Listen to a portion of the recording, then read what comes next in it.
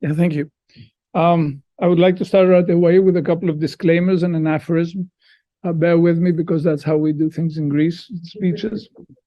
Disclaimer one, for those who might be perplexed with the similarity of my name to the guy organizing the conference, Yeroulanos is spelled with a Y, not a G. Yeroulanos with a Y is pronounced Yeroulanos all over the world, but Yeroulanos with a G is pronounced Geroulanos, Geroulanos, or Yeroulanos, depending on where you are. The only benefit of spelling Yeroulanos with a G in this case is to disguise any form of nepotism that might have led to my presence in this conference. Disclaimer number two, I'm not a scholar or an intellectual in any way. I'm a practitioner with experience in two different districts, Leicester West and Central Athens, three different parliaments, Greek, British, and the US, and the Municipal Council of Athens. Still, my views are local. I know Greek politics rather well, and Athens politics probably better, but I don't know if what I say here can in any way be projected to the rest of the world or Europe. And here for the aphorism. I never quite understand the use of the term social democrat. To me, it sounds a little bit like democratic republic. It's either verbose in countries that practice democracy or used as a euphemism in North Korea. In my view, there can never be a socialist who does not believe, preach, or practice democracy, at least not in my country, and I will explain why. But given these disclaimers and aphorisms, you're probably thinking this guy's in the wrong conference at the wrong time for the wrong reasons. And you might be right. So instead of speaking on a subject I don't know in a place I shouldn't be, I decided to talk about something completely different. I decided to talk about love and trust. For without love and trust, we cannot have a government of the people, by the people, for the people. And without a government of the people, by the people, for the people, we cannot have democracy. We cannot have socialism, and we can, I understand, not have social democracy. When my party, the Panhellenic Socialist Movement, was formed in Greece, the founder, Andreas Papandreou, stated its mission in very clear terms. I think inspired by the Marxist rhetoric of the time, he simply wanted Greeks to be free. Free on three levels. Free of international influence. It was a time when the American assisted junta had fallen, but the influence of NATO and America was still very prominent in Greek politics. Free from social pressures, inequality was killing the middle and lower classes, and they had very limited bargaining power within government. And free to be who you aspire to be as a person, an individual, or a citizen. Individual rights were squandered, and government worked only for its friends. In other words, Andreas Papandreou wanted every Greek person to be free on a national, on a social, and on an individual level. That was his triptych, his political triptych, in fact. Seen through this point of view, I believe that the birth of PASOK in Greece was an act of love and trust. Love of and trust in the Greek people. Fundamental to being free at the time was the freedom to get together, pursue and shape freedom together. In his time, unions became strong, local government became more democratic, farmers strengthened the collective bargaining, and small and medium-sized enterprises were enjoying the support of the government.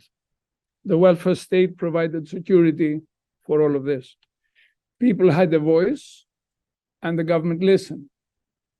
A bond was formed, a bond built on mutual trust, at least for a little while. Was the socialist rule in Greece all roses? By no means. At times, unions became an arm of the government.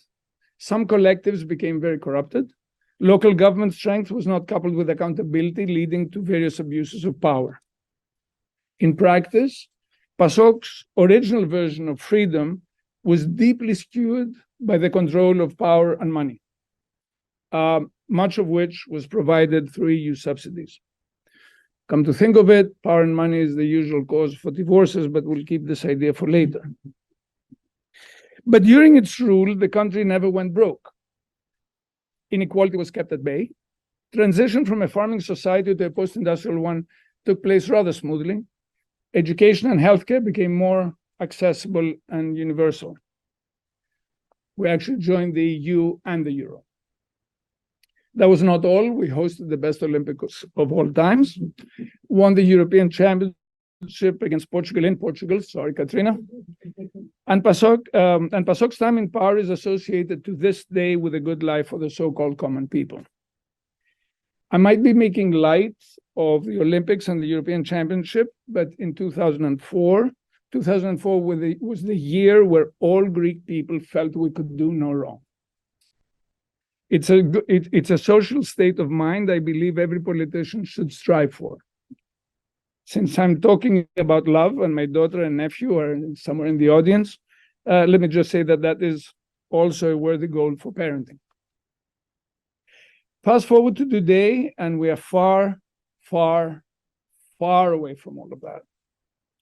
After the conservative-led bankruptcy of the country is fully dependent on EU funds and its directives.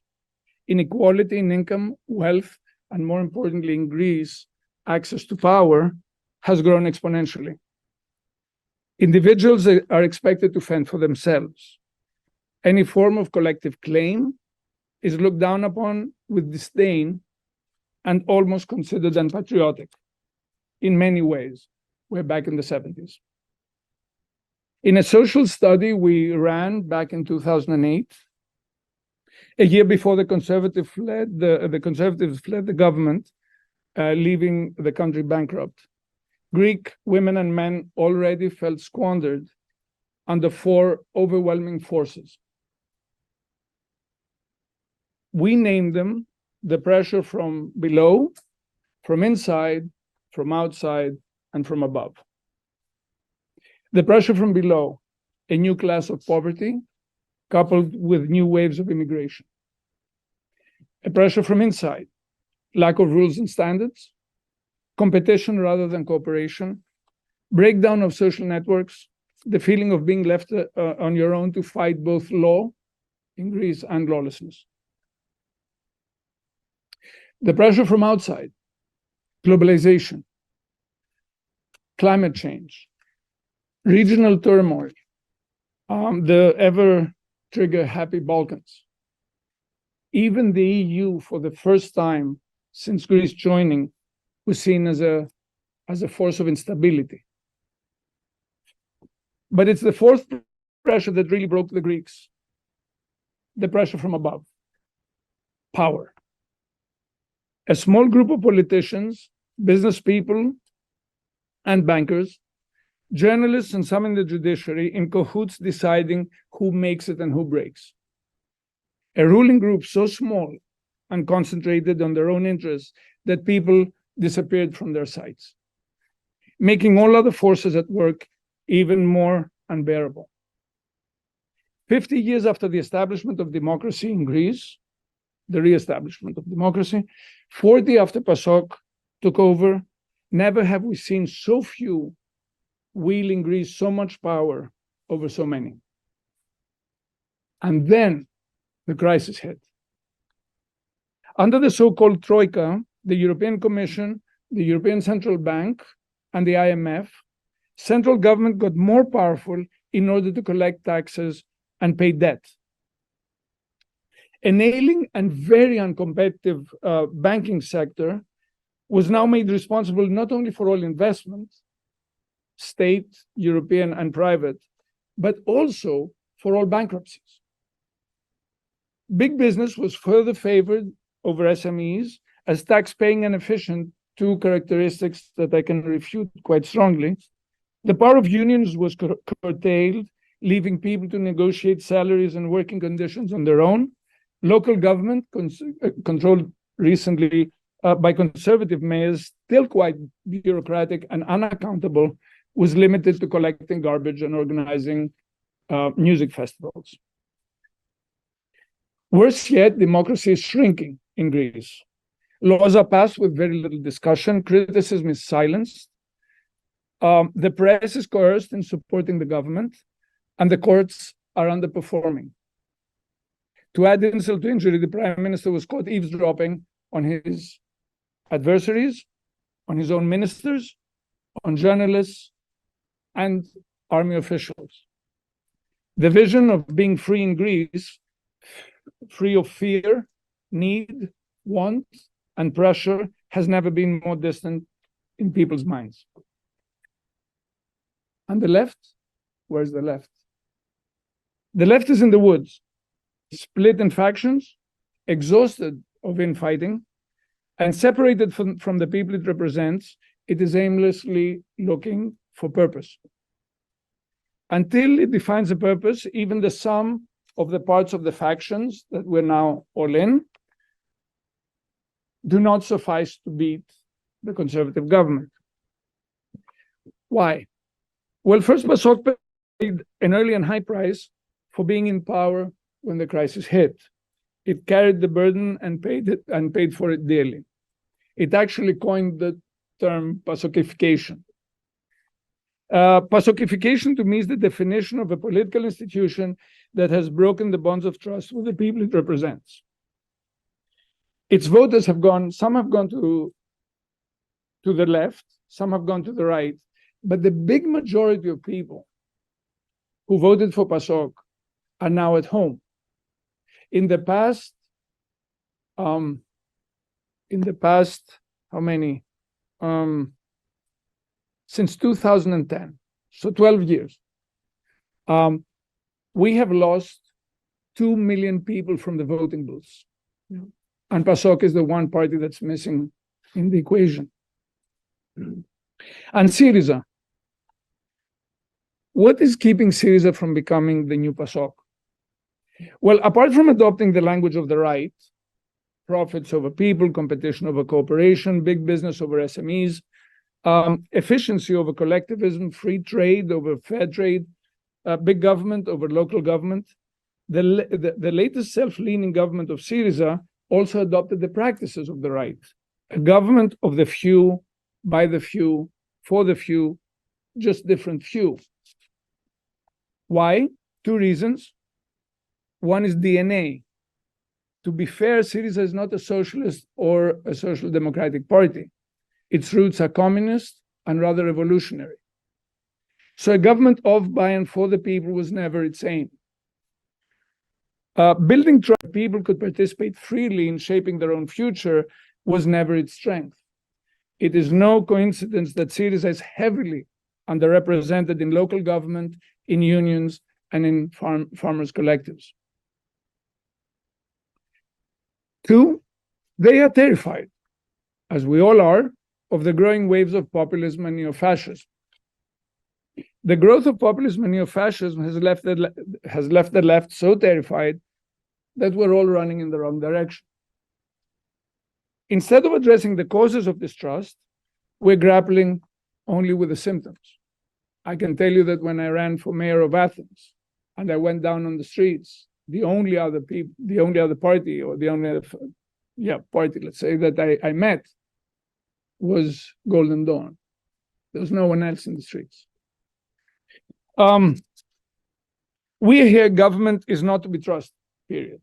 We respond, people are not to be trusted, period. Impasse, period. We have slowly, steadily, and surely shut ourselves in a room far, far away, leaving trumps to prey on fears. At this point in my speech, it might sound even more bizarre to mention again the word love, a word used in divorce courts only in the past tense.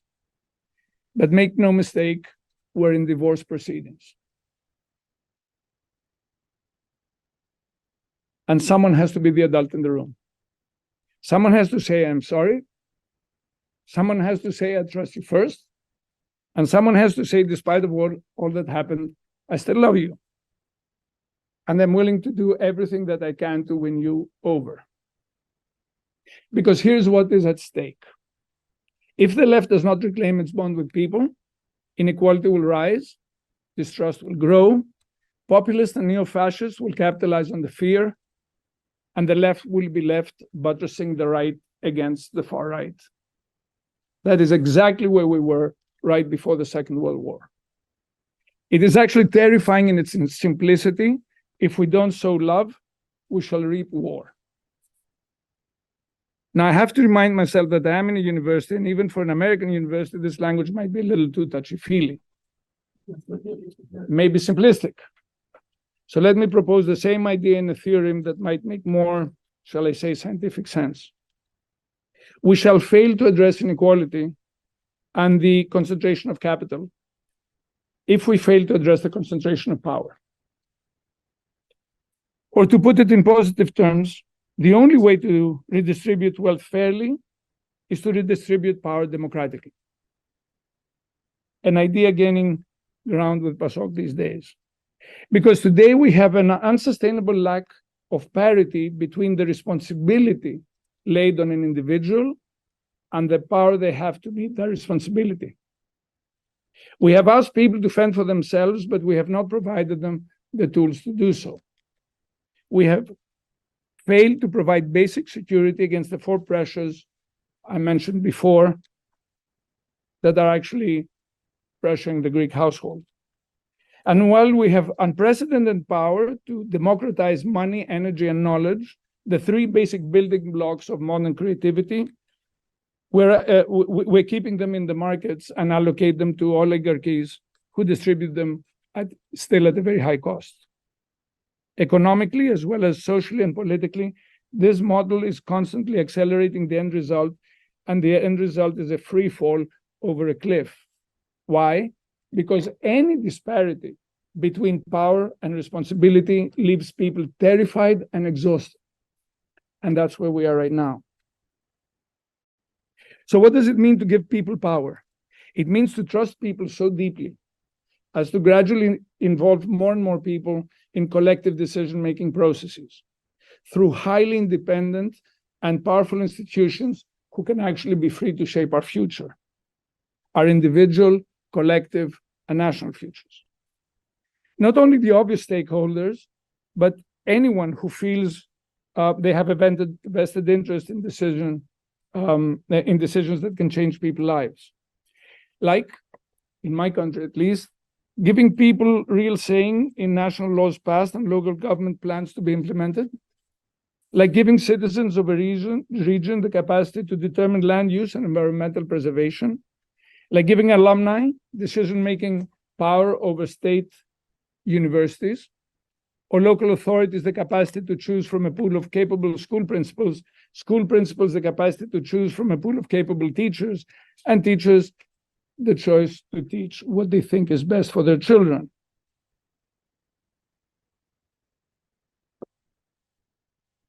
Excuse me. For some in the audience, such ideas are already implemented in your countries. But I know many in my country will be terrified of them. Just like you would be terrified with ideas that give more power to people in your societies. Why? Primarily because we feel that power to the people will lead to resistance, and resistance will lead to delays. Resistance against change and progress, resistance against investment, even resistance against things that we value as socialists and social democrats. This fear might be well-founded and true in some cases in the short run. But, and this is my final word, if we hold strong, if we hold steady, if we say, I'm sorry, if we say, I trust you first, and I will do everything in my power to win you back, people will respond. How do I know this? Because they always do. And that is why we believed in people in the first place. That is exactly why we established democracies in the first place. And that is exactly why, my friends, my Socialist Party was founded in the first place. So here are my 2 cents of wisdom from the streets of Athens, a sum of all I talked about today. Social Democrats, please love people again. Thank you.